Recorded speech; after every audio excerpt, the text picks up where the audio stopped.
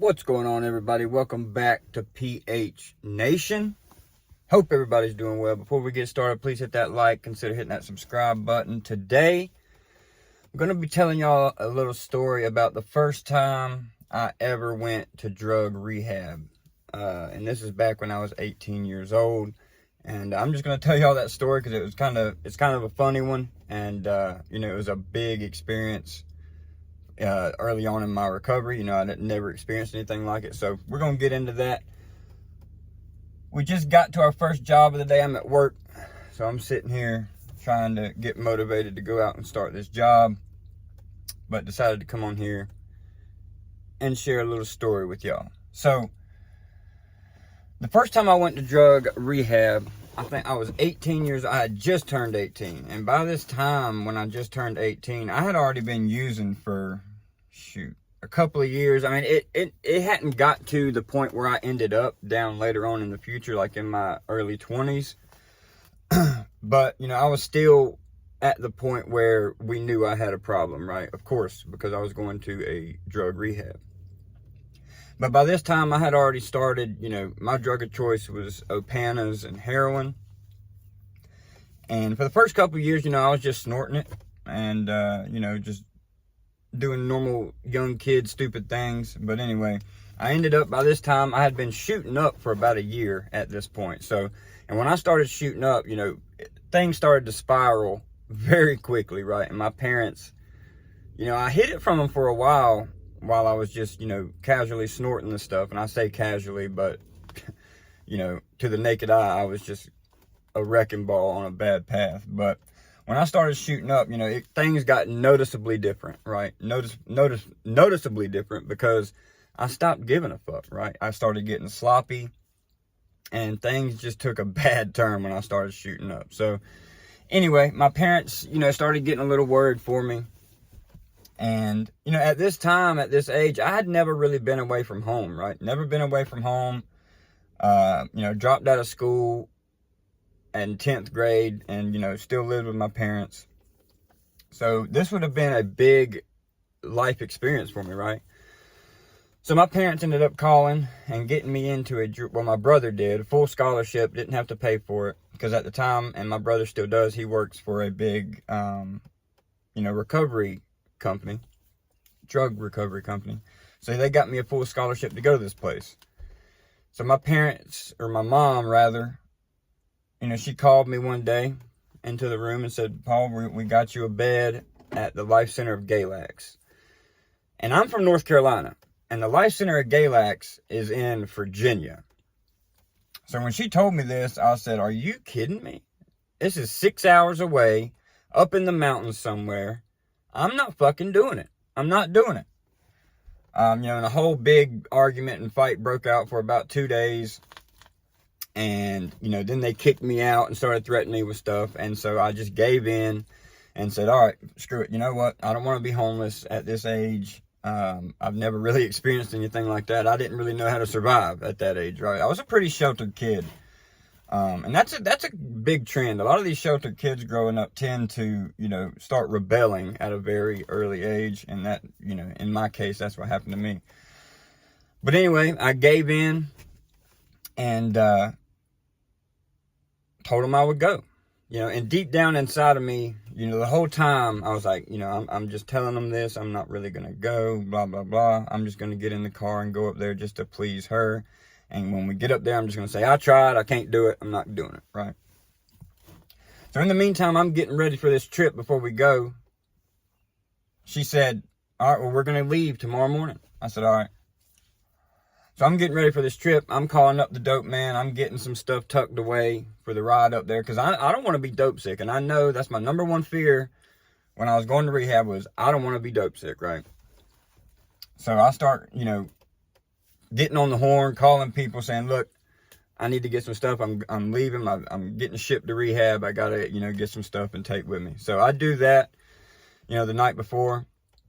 And I come back home and I'm getting everything ready. I'm cooking all the dope. I'm getting syringes full, and shoving them in my pockets for on the drive up there. So the next morning comes, boom. I pack my stuff. We head on up the road. 6 hour drive from where I live in North Carolina to Galax, Virginia. And so along the way, you know, I'm sitting there real quiet. My mom's in there. She's, you know, kind of getting happy. She's like, well, look, we got you help. Aren't you excited? Aren't you getting excited about this? I'm like, yeah, deep down knowing, fuck no, I'm not excited. I don't want to go somewhere. And this was only a 30-day rehab. I said, hell no. You know, deep down, I was not excited. I was not trying to, you know, she's over there giddy because she's not going to have to come off a dope. You know, and shout out to my mom. You know, she has been a trooper, been there with me through everything. And, but anyway, so I'm having her every couple of, you know, hours, I'm having her dip off into one of these truck stops or whatever so I can go in the bathroom, tie on up, and do me a shot, right? Because I know I'm trying to get blasted before I get to this rehab. So, you know, every couple of hours we pull off, I go in the bathroom, bam, do a shot of dope. So by the time we get to this rehab, I am just picking corn, right? I am just nodding out, blitzed out of my mind. She knows it, you know, and I told her that that's what I was going to do. I said, if I'm going to rehab, I'm going to, you know, go out with one good hoorah and get really high. So that's what I did. But anyway, we get about 30 minutes out of this place, you know, and I'm watching it on the GPS as we're driving. You know, as the minutes tick down, I'm just getting more, that pit in my stomach is just getting more and bigger and bigger and bigger. So as we get about 30 minutes out, I start getting, you know, I'm high, good and high, but I'm starting to get that feeling. I'm starting to just get real clammy, real sick to my stomach. And I look over at my mom and I say, Mom, I'm not doing it, man. I'm not doing it. I mean, we start getting in a full out yelling match about it. And, you know, she's driving, so what am I going to do? I can't turn the car around. So, and anyway, we get there. We pull up. Big old building. Life Center of Galax. Big old building. And we pull up. All the people that go to that rehab, they were outside, you know, in the rec yard doing stuff and, you know, doing their whatever, just hanging out. What you do in a rehab, right? So we pull up and it's super intimidating, right? I'm sitting here super high out of my mind, 18 years old, never been away from home, never done this. Now I'm 6 hours away, about to walk into an institution that I don't want to be in. All these people are out here, you know, them done been here for a couple weeks. And it's just super, super intimidating, right? Super, super intimidating. So we pull up and I'm just sitting there in the car. You know, my mom gets out. She's like, come on, honey, come on. I'm just sitting there. And I said, I'm not getting out. I'm not getting out. So she ends up getting out, going inside, going to get the administration people. And they come out. And as soon as they got to the car, they see me. They knew I was high. You know, they knew I was high. So they sat down. They started trying to talk to me the best they could, trying to talk me into it. And they was like, all right, well, what you can do, let's just get out. We're going to give you a little tour. And if you don't like it by the end of the tour, you ain't got to leave. My mom was like, yeah, if you don't like it by the end of the tour, I'll take you home. And, you know, we tried, right? So I was like, all right. So I get out. We have a little tour. We're walking around the place. And note, this is a co-ed rehab center. You don't see these much anymore. I don't think they even have many of them anymore, if they even still have them at all. But this was a co-ed rehab center. So I start seeing all these girls walking around with the guys. And I'm just like, what the, you know, what is this? It looks like a frat house, right? It looks like a college. What you would see when you go to a college campus, basically. It was a huge compound. But we get out, they start, you know, giving me a little tour. You know, they take us to, and this rehab also had a detox center attached to it, which I was going to have to do, of course. So they take us through the detox center. They take us through the dorms. They take us to the kitchen, the classrooms, and all this and all that. And you know, in the meantime, I'm meeting all these kids. They're walking up to me. Hey, how you doing? Glad you're here. Blah, blah, blah. I'm like, yeah, thank you, thank you. In the back of my mind, knowing, you know, I'm not going to stay here, so I'm not even going to entertain it. So anyway, and it looks pretty cool, right? But I'm still in the back of my mind, I'm an addict. I don't want to be here. I still want to go get high. I'm not ready to change, right? Whatever. I'm just doing this to appease my parents, whatever. So anyway, we get done with the tour, and I start freaking out again. I'm like, no, Mom, I'm not doing it. I'm not doing it. I'm not doing it. I'm not ready. I don't want to do it. I don't want to be here. I just keep saying that. I don't want to be here. I don't want to be here. I don't want to be here. And, you know, it takes about 2 of the counselors to come out and kind of calm me down. They're like, all right, let's go over to the picnic table, smoke a cigarette, calm down, and we'll go from there. So we start doing that. We start smoking a cigarette. And I see my mom and this other counselor walk off and start talking. And I'm sitting there with another 2 counselors sitting there, and they're talking to me. And I cut my eyes at my mom when she starts walking off. I'm like, what is she doing? So she goes over there and starts talking to another counselor. And I see her start walking to her car. So I'm just thinking she's going to get her purse or whatever. I turn around, I hear her car crank up. I said, this bitch, she's about to leave me. She's about to leave me. She throws that thing in reverse and starts pulling out of the parking lot. I jump up from that picnic table, I run, and I leapfrog onto the back of her car. And I stay on the top of her car, holding on to each side like an idiot, right? Just like a crazy. All the kids from the rehab at this point are looking at me like, what the hell is going on with this guy? What the hell? And so I'm sitting on top of her car screaming, you're not leaving me. You're not leaving me. Don't you dare leave me. What the hell do you think you're doing? And the 2 counselors and everybody start running over there and trying to pull me down. My mom gets out. She's like, honey, just please let them take you. Please let them take you. You need the help. Please let them take you. And I start freaking out. Long story short, they end up talking me into it. I go inside. I see my mom pull off, right? Mom pulls off. And at this point, I am just straight shook, right? I'm sick to my stomach. Not dope sick yet, but sick to my stomach. And just had to accept it at that point, right? Just took a couple of deep breaths. Said, all right, let's go in and let's get this, thing started. So we go in, we do all the intake paperwork, and they take me on to the detox center. They're like, yep, you're going to have to be in detox for 3 to 4 days, and then we will, transfer you over to the general population with the rest of the treatment center. And at this time, I didn't know what kind of detox they did. I didn't know if it was like a cold turkey detox, if they just stick you in a room with somebody and say, yep, we'll see you in a couple of days when you're able to, function. When I tell you my first experience with this place, it was amazing. After I got in and got all the nerves settled and everything like that, this place was absolutely amazing, right? They took me into detox and they started winning me down with Subutex. Right, the first night they didn't give me none because I still had a lot of dope in my system.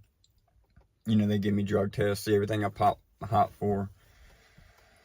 And the next day, they start winning me down off with Subutex.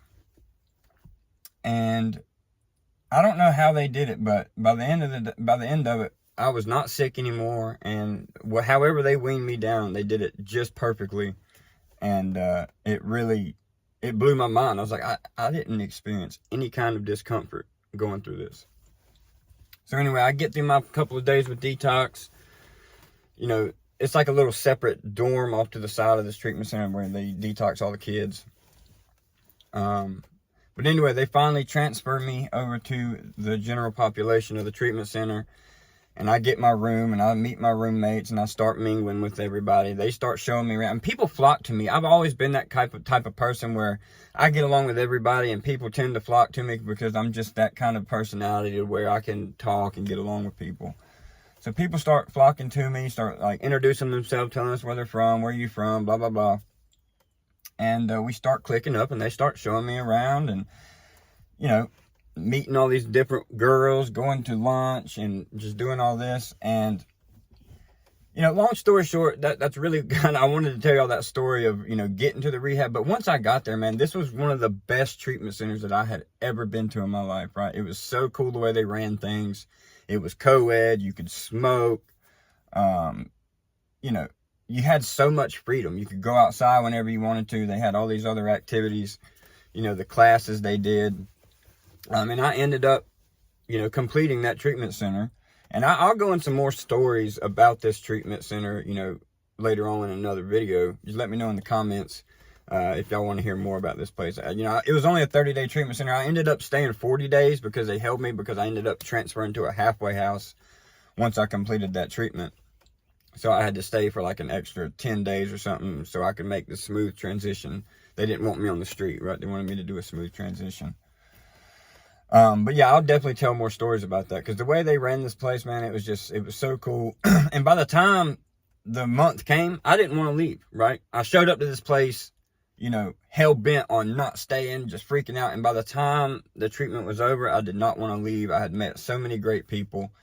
And, I was super grateful for it. Super grateful for it.